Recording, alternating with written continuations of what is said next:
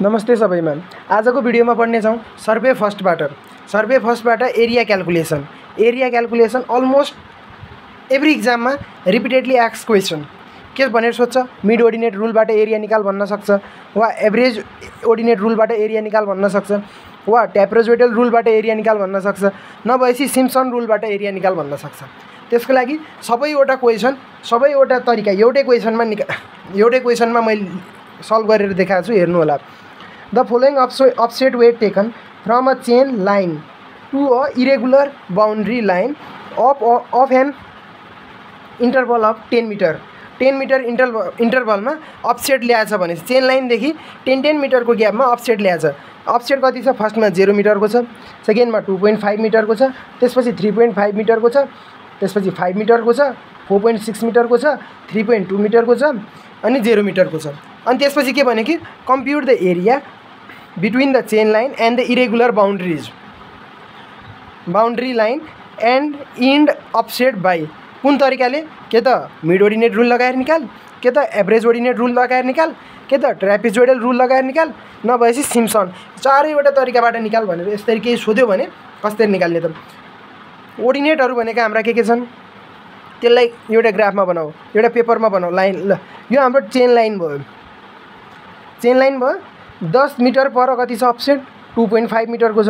2.5 मिटरको अफसेट छ 10 मिटर पर।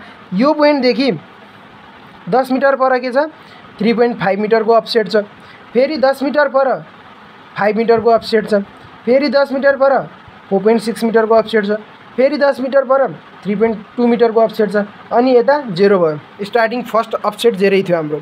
अब मिड ओर्डिनेट रुलबाट निकाल्दाखेरि के गर्ने हो कि यो फर्स्ट ओर्डिनेट र सेकेन्ड ओर्डिनेटलाई ओर्डिनेटको बिचको यो बिचको हामीले भर्टिकल डिस्टेन्स निकाल्ने, वा बिचको डिस्टेन्स निकाल्ने, सेकेन्ड र थर्डको बिचको डिस्टेन्स निकाल्ने, थर्ड र फोर्थको बिचको पनि डिस्टेन्स निकाल्ने। यसलाई H1 H2 H3 यसरी बनाऊ, सबैको यसरी H1 H2 H3 निकाल्ने। अब यो H1 इन्टु D यो डिस्टेन्स गर्ने बेला ठ्याक्कै यसको एरिया आउँछ। यो कसरी हुन्छ कि जसरी यो हाम्रो एउटा यस्तो छ बनाऊ, योभन्दा पनि अलि क्लियर फिगर बनाऊ है एकछिन। यस्तो बनाए बुझिन्छ होला। यो यस्तो कुनै एउटा ज्योमेट्रिक सेप छ। यदि ठ्याक्क बिचबाट बनायो भने, बिचबाट डिस्टेन्स तान्यो भने यो प्लस यो डिभाइडेड बाई 2 गर्दाखेरि बिचको आउँछ नि। सो यसलाई यस्तो बनाउँदाखेरि यो एउटा रेक्टेङ्गल जस्तो बन्छ। यो र यो बराबर हुन जान्छन् के। यसलाई हटाउने, यसलाई एडअप गर्ने भने जस्तै मानेर यसलाई एउटा रेक्टेङ्गल मान्ने। सो रेक्टेङ्गलको यो हाइट भनेको एच भयो, यो डिस्टेन्स भनेको डी भयो। यस्तै बनाउने हो के। ल हेरौँ, यता 0 छ, यता 2.5 छ, बिचको निकालौँ H1 निकाल्ने। H1 भनेको 0 plus 2.5 divided by 2। First ordinate र सेकेन्ड ओर्डिनेट डिभाइड बाई 2 गर्ने H1 आउँछ, 1.25 आयो। फेरि 2.5 प्लस 3.5 डिभाइडेड बाई 2 गर्ने H2 आउँछ 3 मिटरको। फेरि यो 2.5 र 3.5 निकाल्यौँ। अब 3.5 र 5 को बिचको निकालौँ। H3 भनेको 3.5 प्लस 5 डिभाइड बाई 2 गर्ने, यो भनेको 4.25 भयो। त्यसपछि 5 र 4.6 को बिचमा निकालौँ। S4 भनेको 5 प्लस 4.6 डिभाइड बाई 2 गर्ने 4.8 आयो। त्यसपछि 4.6 प्लस 3.2 डिभाइड बाई 2 गर्ने। H5 भनेको 4.6 प्लस 3.2 डिभाइड बाई 2 गर्ने 3.9 आयो। त्यसपछि 3.2 र 0 को बिचमा ओर्डिनेट H6 कति आउँछ त्यो निकाल्दाखेरि H6 भनेको 3.2 प्लस 0 डिभाइड बाई 2 गर्ने बेला 1.6 आयो। अब मिड ओर्डिनेट रुलले के भन्थ्यो कि यसरी गरिसकेपछि यो नयाँ फर्म भएको रेक्टेङ्गलको एरिया भनेको के हुने भयो? H इन्टु D हुने भयो नि। हो, त्यसरी नै यता पनि एउटा, दुईवटा, तिनवटा, चारवटा, पाँचवटा, 6वटा नयाँ रेक्टेङ्गल बन्छन्। यसको एरिया हेरौँ। एरिया कस्तो हुने? H1 into D1 plus H2 into D2 plus H3 into D3 गर्दा गर्दै H6 इन्टु D6 हुने हो। सो D भनेको सबैको लागि 10 मिटर छ। D कमन लिए, H1 plus H2 plus H3 plus H4 plus H5 plus H6 गरे। D भनेको कति छ? 10 मिटर डिस्टेन्समा छ नि त चेन अफसेट लिएको। सो D भनेको 10 भयो। अनि अफसेटहरू H1 भनेको 0 छ, लेख्नु परेन। H2 भनेको 1.5 प्लस 3 प्लस 4.25 प्लस होइन, फर्स्टमा के छ? H1 भनेको 1.25 छ, यता 1.25 लेखेँ H1। H2 भनेको कति छ? 3 छ, 3 लेखेँ। अनि H3 भनेको 4.25 छ, यता लेखेँ।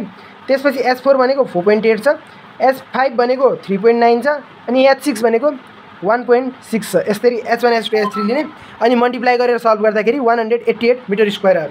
यो भनेको चाहिँ हाम्रो मिड ओर्डिनेट रुलबाट निकालेको एरिया। अब यस्तै नै एभरेज ओर्डिनेट रुलबाट पनि निकाल्नुपर्छ, ट्रापेजोइडल र सिम्पसन रुल जेबाट पनि एक्जाममा सोध्न सक्छ। अब हेरौँ एभरेज ओर्डिनेट रुलबाट। यो भयो एभरेज ओर्डिनेट रुल। यी हाम्रा कोअर्डिनेटहरू भयो, अफसेटहरू भयो, ओर्डिनेटहरू 0, 2.5, 3.5, 5, 4.6, 3.2, 0। अब एभरेज ओर्डिनेट रुलबाट के गर्ने कि एरिया निकाल्ने फर्मुला भनेको चाहिँ एरिया भनेको लेन्थ अफ बेस लेन्थ।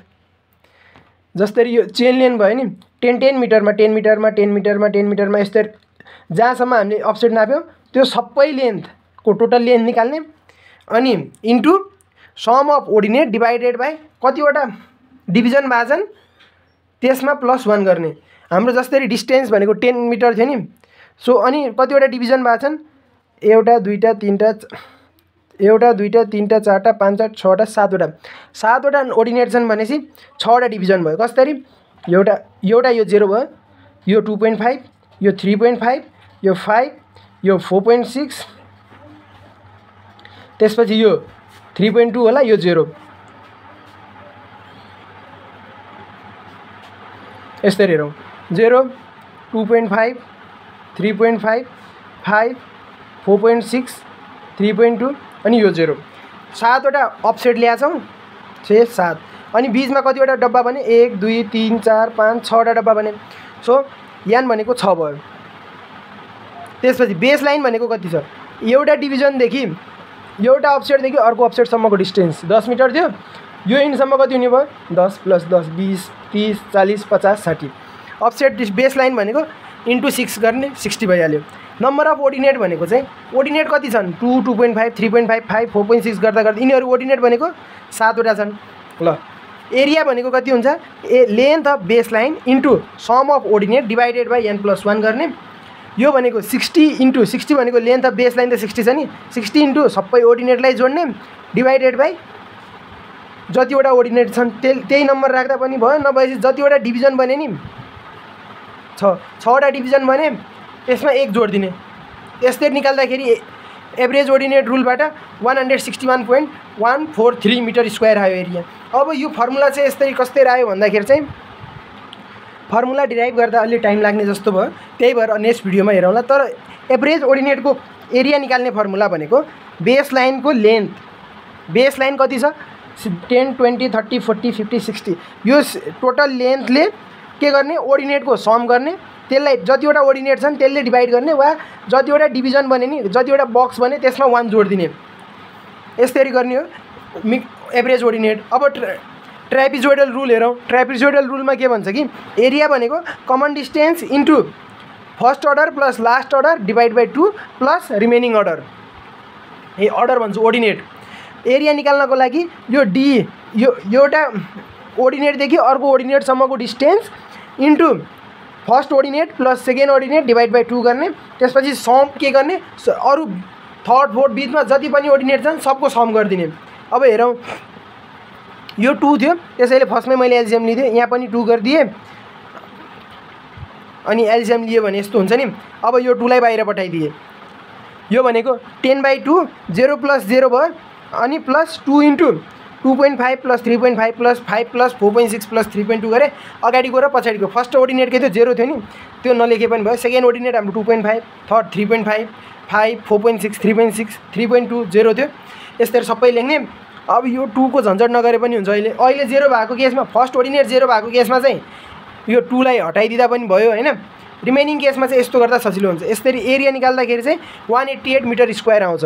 अब सिम्पसन रुल हेरौँ। सिम्पसन रुलले के भन्छ कि यसको एरिया निकाल्ने फर्मुला भनेको चाहिँ जो कमन डिस्टेन्स आउँछ नि फर्स्ट ओर्डिनेटदेखि सेकेन्ड ओर्डिनेटसम्मको डिस्टेन्स त्यसलाई 3 ले डिभाइड गर्ने अनि त्यसपछि फर्स्ट ओर्डिनेट र ब्र्याकेटभित्र first ordinate plus last ordinate plus 2 into first र लास्ट हटाएपछि के गर्ने 2 इन्टु रिमेनिङ सबै अड ओर्डिनेट भन्नाले O3 O4 O5 O7 O9 जति पनि छन् सबैलाई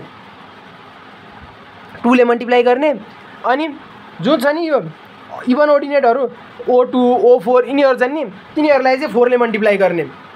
यसरी गर्दाखेरि सिम्पसन रुलले यही भन्छ।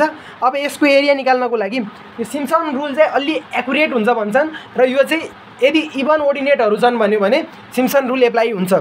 त्यसैले अब एरिया के भयो d/3 फर्स्ट ओर्डिनेट भनेको O1 last ordinate ON O1 + ON plus अब अड ओर्डिनेटलाई के गर्ने 2 ले मल्टिप्लाई गर्ने 2 * O3 + O5 + O7 + O9 गर्दा गर्दा गर्दा कहाँसम्म जाने ON - 2 सम्म जाने।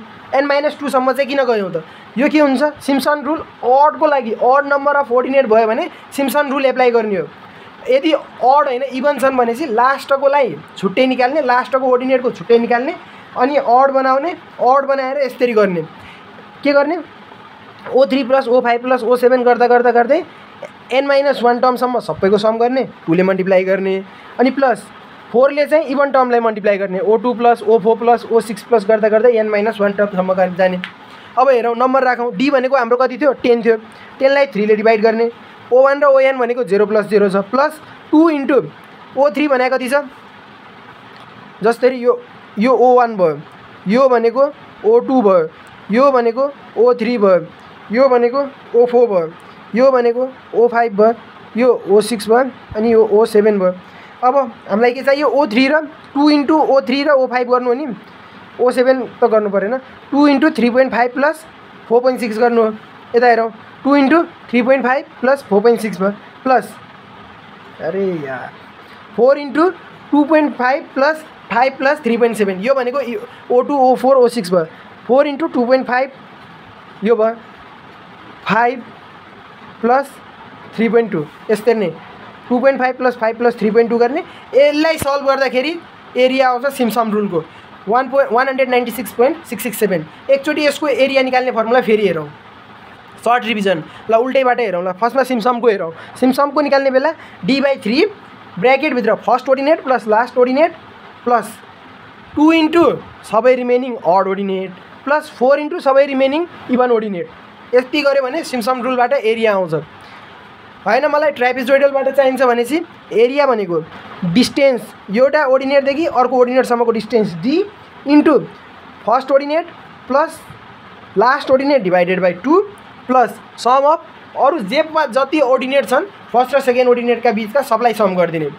अब एभरेज ओर्डिनेट रुलबाट जान्छु भनेपछि एरिया भनेको टोटल लेन्थ फर्स्ट ओर्डिनेटदेखि लास्ट ओर्डिनेटसम्मको चेन लेन्थ कति छ total chain length into sum of सबै ओर्डिनेट जतिवटा ओर्डिनेट छन् त्यही नम्बरले चाहिँ डिभाइड गर्ने। एभरेज ओर्डिनेट रुलबाट गर्नुपर्दा होइन मिड ओर्डिनेट रुलबाट गर्छु भने ओर्डिनेटको बिचको फर्स्ट ओर्डिनेट र सेकेन्ड ओर्डिनेट निकालेर बिचमा एच पोइन्ट निकाल्ने। यसरी जतिवटा ओर्डिनेट छन् जसरी 7वटा ओर्डिनेट छन् भनेपछि 1 2 3 4 5 6 7वटा ओर्डिनेट छन् भनेपछि दुईटाको बिचमा एउटा आउँछ भनेपछि 6वटा यस्ता पोइन्टहरू निकाल्ने H1 H2 H3 first ordinate र सेकेन्ड ओर्डिनेटको एभरेज गरेर मिन निकाल्ने। यसरी सबै ओर्डिनेटको यसरी मिन निकाल्ने H6 सम्म अनि एरिया भनेको के हुने भयो H1 * फर्स्ट चेन डिस्टेन्स कति छ 10 metre plus H2 * D2 D भनेको कति छ सबैको लागि सेम छ H1 * D1 H2 * D2 S3 * D3 गर्ने। यसरी निकाल्ने D भनेको कति छ सबको लागि 10 नै छ अनि H1 H2 सबलाई जोड्ने। यहाँदेखि सल्भ गर्दाखेरि हाम्रो यो मिड ओर्डिनेट रुलबाट पनि आउँछ। होप कुनै पनि डाउट छैन होला यदि डाउट छ भने कमेन्ट गर्नु होला आई विल हेल्प।